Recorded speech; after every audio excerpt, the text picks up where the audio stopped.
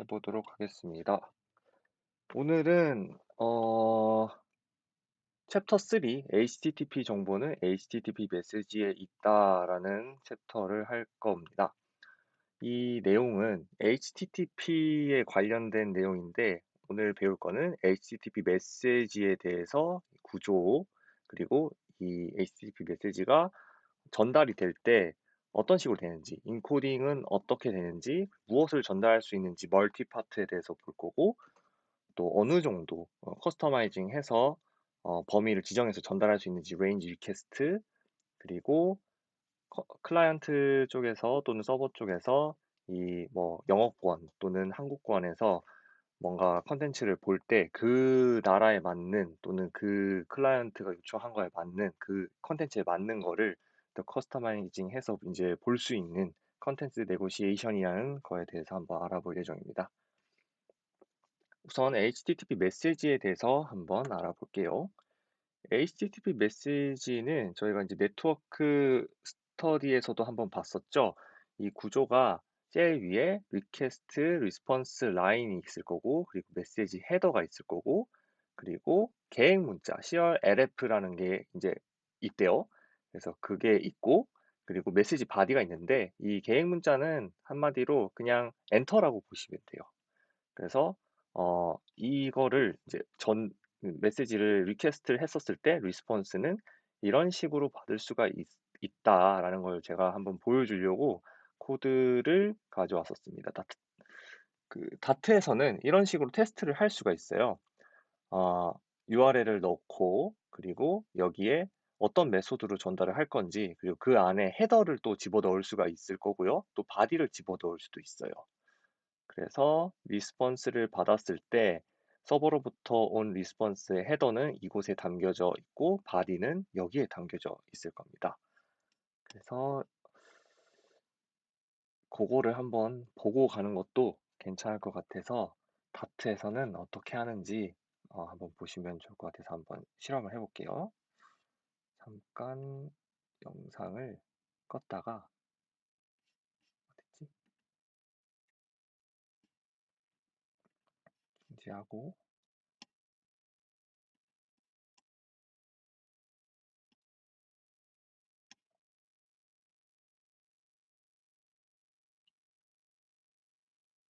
화면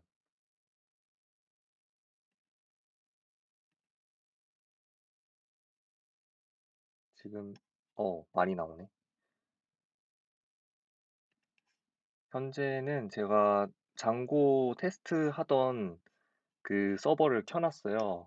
이거는 이제 튜토리얼에서 투표를 할 수 있는 서버인데, 아까 전에 봤었던 이 코드죠. 이거는 좀 클리어를 한번 해놓고, 여기서 테스트를 하면, get 메소드로 이 URL로 get 메소드를 쏘겠습니다. 그러면 이제 여기 딱 걸렸고, 이런 식으로 치면은, 잘 보이나요? 글자가? 이렇게 해야 잘 보이나? 잘 보이나요? 네, 잘 보여요. 이제 잘 보이네. 아, 오케이. 안 보이면 말해줘요. 네. 그래서 리스폰스 받은 거를 보면은 헤더는 이런 식으로 되어져 있구나. 컨텐츠 랭스는 이거네. 어, 그리고 바디는 이런 식으로 왔구나를 알 수 있어요. 근데 여기서는 바디를 잘 못 보기 때문에 저희는 이렇게 쳐서 보거나 하죠. 그래서 이런 식으로 디버깅을 할 수가 있습니다. 다트 같은 경우에는 여기에 포스트를 썼었을 때 이제 포스트는 바디를 또 쓸 수가 있으니까 바디를 넣을 수가 있고 인코딩은 이런 식으로 넣고 헤더는 또 이런 식으로 또 커스터마이징 해서 넣을 수가 있습니다. 당연히 서버에서도 그 메시지를 받았다고 나오겠죠. 이렇게 이걸로 메시지 요청 왔고 잘 왔네 라고 얘기를 해주고 있어요. 오케이. 그러면은 이건 이제 멈추고 자, 아까 전에 봤었던 것 같이 리퀘스트와 리스폰스는 이제 첫 라인에 이렇게 상태 라인이 이런 식으로 들어가게 됩니다. 그리고 메시지 헤더에 대해서 한번 알아볼게요. 메시지 헤더는 아까 봤었던 것 같이 이러한 속성으로 전달을 해주고 그리고 또 전달을 받고 할 수가 있습니다. 이 서버와 클라이언트에서 꼭 처리해야 하는 내용과 속성이라고 하죠. 그리고 메시지 바디에는 우리가 전달하고 싶어 하는 그 로우 데이터, 여기에 이제 데이터가 들어가는 겁니다. 여기 인코딩을 하지 않았을 때 로우 데이터가 들어갈 거고, 이 인코딩을 했다면 인코딩한 데이터가 들어가겠죠. 그래서 이 바디에는 이미지, HTML, 그리고 동영상 등등의 파일들이 들어갈 수가 있어요. 바이너리로 된 파일들은 모두 다 들어갈 수 있다고 보시면 됩니다. 그리고 중간에 아까 CRLF가 있다 그랬죠. 이 CRLF가 뭐냐면 들어보셨을 수도 있겠지만 타자기로부터 비롯된 말입니다. CRLF 에러라고 GitHub에서 쓰다 보면 이런 게 나올 때가 있는데, 이게 일단 유래를 보면은 캐리 리턴이라고 종이를 이렇게 옮기는 거예요. 왜냐하면은 타자기가 따다다닥 치다가 다 쳤으니까 제일 마지막 커서를 앞쪽 커서로 옮겨야 되기 때문에 종이를 이렇게 옮겨서 커서가 앞으로 오게끔 하는 거예요. 그게 이제 캐리지 리턴이고, 자 이제 앞으로 왔으니까 한 라인을 뒤로 밀어야겠죠? 위로 밀어야 되니까 그걸 이제 라인 피드라고 해서 이걸 LF라고 합니다. 그래서 전통적으로 엔터라는 거는 CRLF라고 해요. 그래서 요거를 영상으로 한번 보면 좋겠다 싶어가지고 준비했습니다. I'm in your. 소리가 들리진 않겠죠? 들리나요? All right. I want to 안 give you 들리죠? a quick. 안 들, 네, 안 들려요. 네, 안 들려도 괜찮아요. 괜찮을까? 이거 한번 봐봐요. The new margin. 자, 지금 이렇게 쓰고 있죠? 썼어요. Typewriters vary from typewriter to typewriter, but the basic concept is the same. That there are going to be two sliders, usually at the top back of the carriage or down behind, that will allow you to. And a black 어, has a ribbon selector, and a ribbon selector lets you type either in black, stencil, or red. And so right now we're typing in black, but if I pull this down to red, it allows the red part of the ribbon to hit 엔터 치는 게 왜 안 all, 나오지? and so you'll. 안 나오네. 이걸 보여줘야 되는데. And so all back halfway to hit, like so. Move it where you would like the margin to be. Is the 아, 잘 안 나오네요. 그냥 이걸로 한번 다시 보시죠. 본 적 있어요? 아니요. 한 번도 본 적, 없으시구나. 요거는 이제 바로 나와요. 이제 앞으로 가서, 이렇게 되면은, 이제 이거 한 번으로 캐리지 리턴이랑 LF가 한꺼번에 되는 거예요.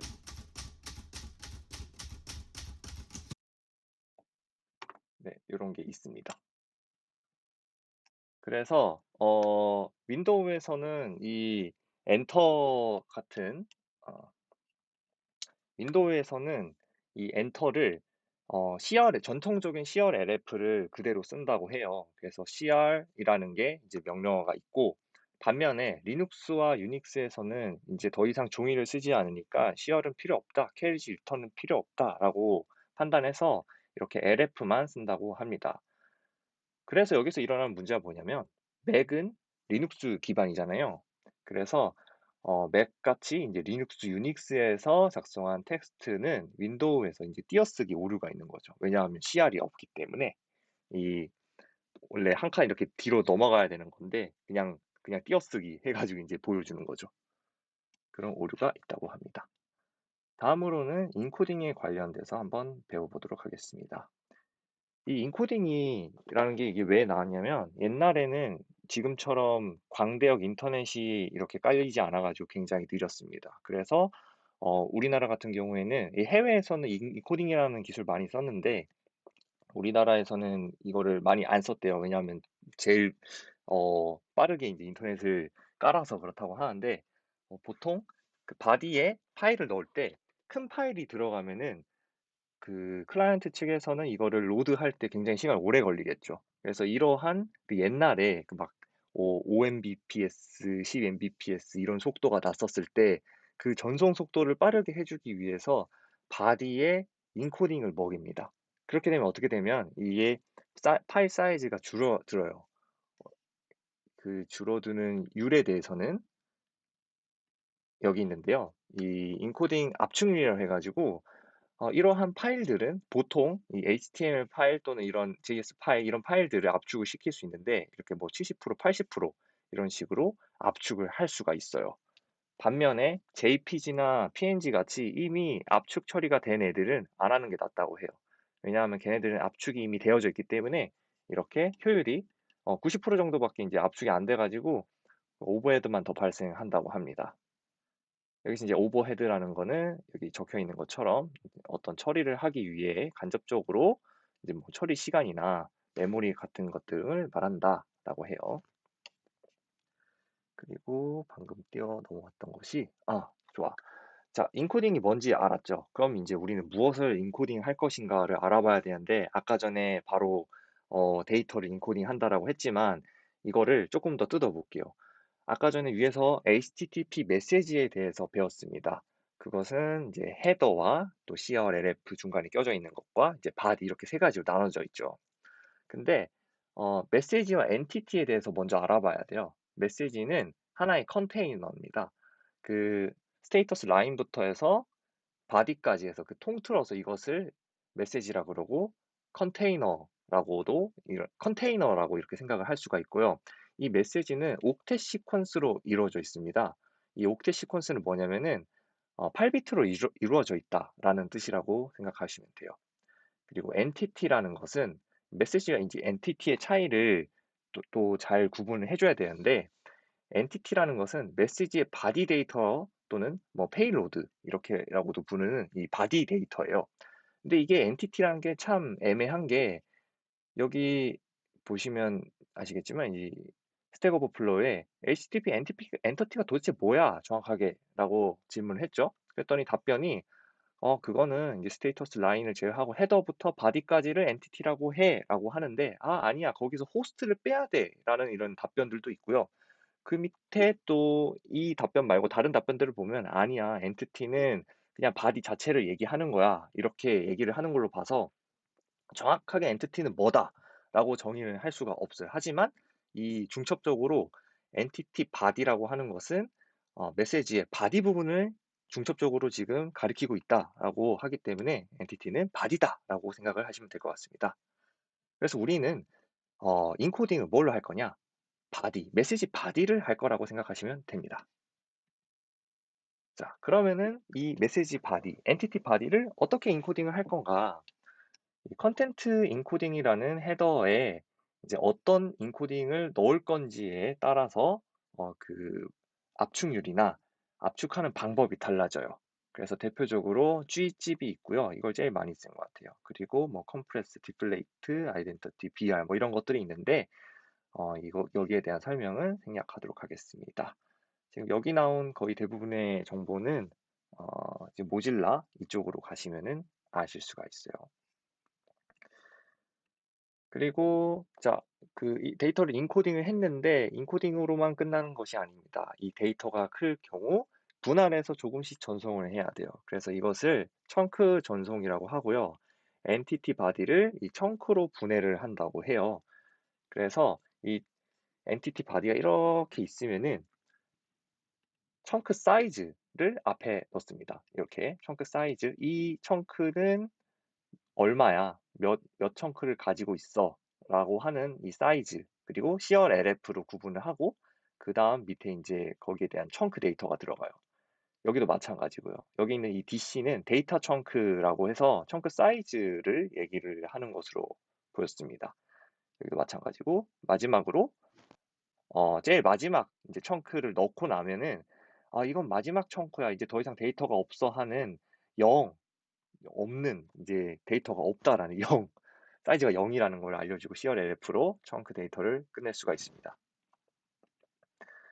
그다음 우리가 이제 데이터를 보낼 때 여러 가지 데이터를 보낼 수가 있는데 이것을 보낼 때는 멀티파트라는 것을 이용을 합니다. 자, MIME이라고 해서 멀티퍼포스 인터넷 메일 익스텐션이라는 불리는 기능인데요.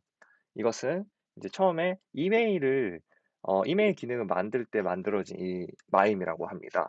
그래서 컨텐트 타입으로 이 마임 타입을 넣을 수가 있는데 멀티파트로 넣을 거야. 난 다양한 거를 넣을 건데 뭘 넣을 거냐면은 뭐 폼 데이터로 보낼래? 나는 뭐 바이트 레인지로 보낼래? 해서 이렇게 크게 두 가지를 볼 수가 있어요.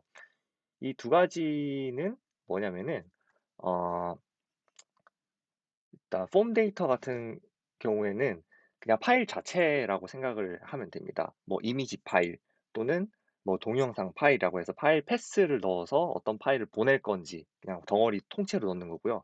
바이트 레인지스 같은 경우에는 파일을 읽어들여서 이거를 몇 바이트, 몇 바이트, 몇 바이트 해서 어느 바이트를 보낼 건지 이걸 바이너리 데이터로 보낼 거다라고 하는 그런 헤더 타입입니다. 그래서 일반적으로 사실 이거 말고도 이렇게 명시적으로 할 수도 있어요. 명시적으로. 근데 그냥 이렇게 보내는 게 저는 개인적으로는 편했습니다.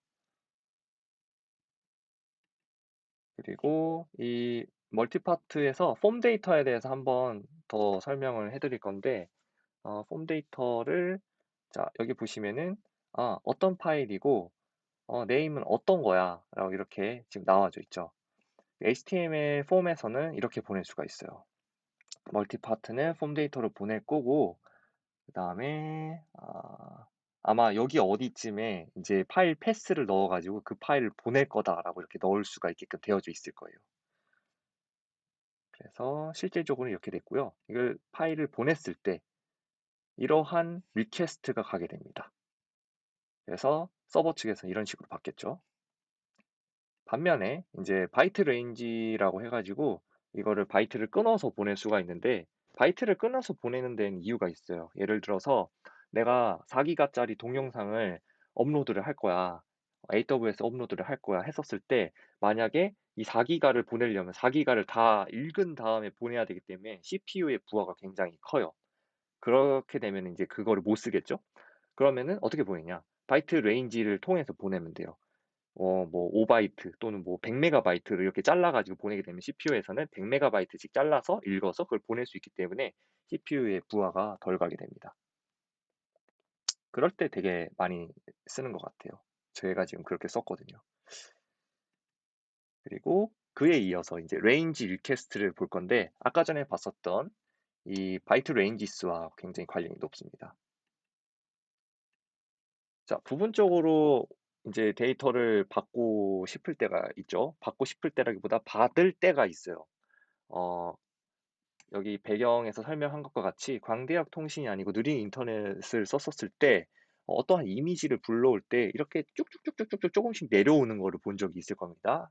요새도 보면은 무거운 거를 보내게 되면은 천천히 이렇게 로드를 하죠.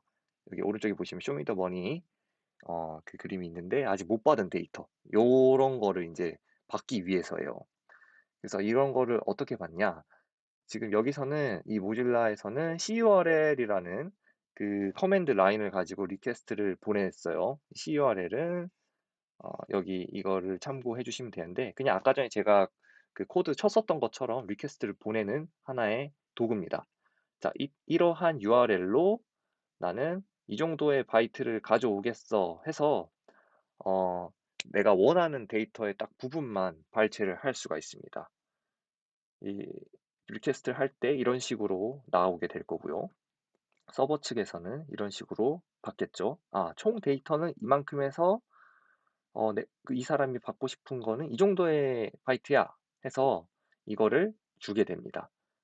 참고로 컨텐트 레인지에서는 이 범위가 바이트로 표시가 될 거예요. 그래서 바이트로 보내고 바이트로 받을 수가 있습니다. 네, 이제 마지막으로 컨텐트 네고시에이션에 대해서 알아볼 텐데 클라이언트에게 적합한 리소스를 전달하기 위한 부분이에요. 그러한 기능이에요. 구글을 쓸 때 우리가 크롬에서 보면은 오른쪽 클릭해가지고 한국어로 보기 또는 언어 바꾸기 이런 것들이 다 되잖아요. 그런 거와 같은 건데 이 컨텐트 네고시에이션이 클라이언트와 서버 사이에서 리소스를 이 중간에서 가공을 할 수 있게끔 해주는 거예요. 사실 중간에서 가공한다고 하기가 조금 애매한데 그 왔다리 갔다리 하면서 가공을 할 수 있게끔 하는 로직이 들어가 있는 거죠. 그 가공을 할 수 있는 판단 기준은 헤더에 있습니다. 이 헤더들을 보고 뭐 인코딩 타입을 바꿀 수도 있고 랭귀지를 바꾸거나 뭐 컨텐츠 랭귀지를 바꾸거나 뭐 여러 가지 이러한 옵션에 헤더에 따라서 이 옵션들이 바뀌어집니다. 컨텐트 네고시에이션의 이제 종류는 세 가지로 분류가 될 수 있는데 하나는 서버 구동형이고 하나는 에이전트 구동형, 하나는 트랜스페어런트 네고시에이션이에요. 트랜스페어런트 네고시에이션은 서버와 에이전트 구동형의 이 혼합형이라고 합니다. 자, 서버 구동형 네고시에이션은 서버가 이제 클라이언트 헤더 필더를 참조해가지고 리소스를 전송하는 것이고요. 이것은 적절한 선택이 됐다고 판단하기 어려워요. 왜냐하면 유저가 잘못 조작을 했을 수도 있습니다. 그래서 브라우저의 이제 정보로 판단하기 때문에 이 사람이 이제 브라우저를 잘못 조작을 하면은 잘못된 정보를 전달하기 때문에 적절한 것이라고 선택할 수 없다고 볼 수 있어요. 그리고 에이전트 네고시에이션은 이 서버로부터 받은 선택지 중에서 클라이언트가 판단해서 다시 전송하는 거예요. 여기에 대해서 조금 더 알아보도록 할게요. 이제 서버 주도형 컨텐츠 아까 제일 처음에 봤었던 거 먼저 보면은 클라이언트가 이제 리퀘스트를 보내면은 서버 측에서 이 리퀘스트의 헤더를 보고 이렇게 전달을 해주는 거예요. 반면에 에이전트 주도 협상 이 부분은 뭐냐면은 이 주도 네고시에이션은 클라이언트에서 나 이제 이러한 거를 원해 하면은 이 사람이 이 서버 측에서 리소스를 줍니다. 이렇게 너에게 적절한 리소스 리스트들은 이러한 것들이 있어 하고 리스트들을 전달을 해줍니다. 그러면 클라이언트에서 그럼 나는 한국어로 할게 하고 여기서 이제 전달을 해줘요. 이걸로 보여줘 하면 오케이 그럼 나는 그걸로 보여주도록 할게 해서 이 컨텐츠 네고시에이션이 완성이 되게 됩니다. 이상으로 챕터 3 발표를 마치도록 하겠습니다. 질문 받을게요.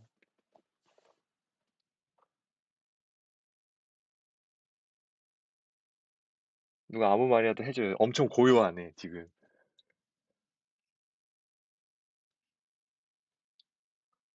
아니면 칭찬이라도 해줘요.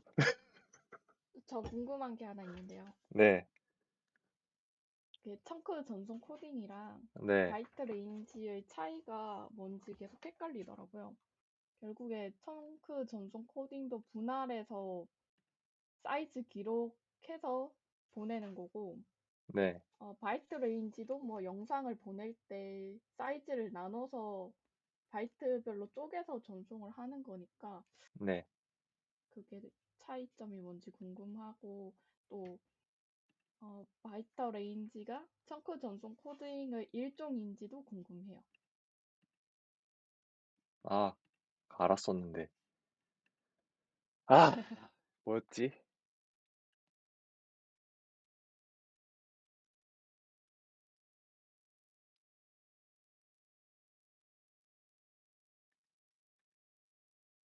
이걸 알아오도록 하겠습니다. 네, 감사합니다. 네, 잠깐만 적어야 돼. 다시 불러드릴까요? 네, 1번 청크 전송 코딩과 네. 바이트 레인지의 차이. 전송 코딩과 바이트 레인지 차이. 2번은 바이트 레인지가 청크 전송 코딩의 일종인지. 트, 네, 이, 그, 전송 코딩의 일종인지. 한번 본 것 같긴 한데 이게 중요하다고 판단이 안 돼가지고 그냥 넘어갔었던 것 같기도 했어요. 근데 읽으면서 계속 네, 헷갈리더라고요. 네, 근데 확실히 충분히 헷갈릴만 했습니다. 저 이거 공부하는데 힘들었습니다. 양이 많더라고요. 네, 또 질문 있으신 분? 5초 드릴게요. 3, 2, 1. 없습니다. 네, 그러면은 은지님 질문을 다음 주에 가져오도록 하겠습니다. 발표 마치도록 할게요. 감사합니다.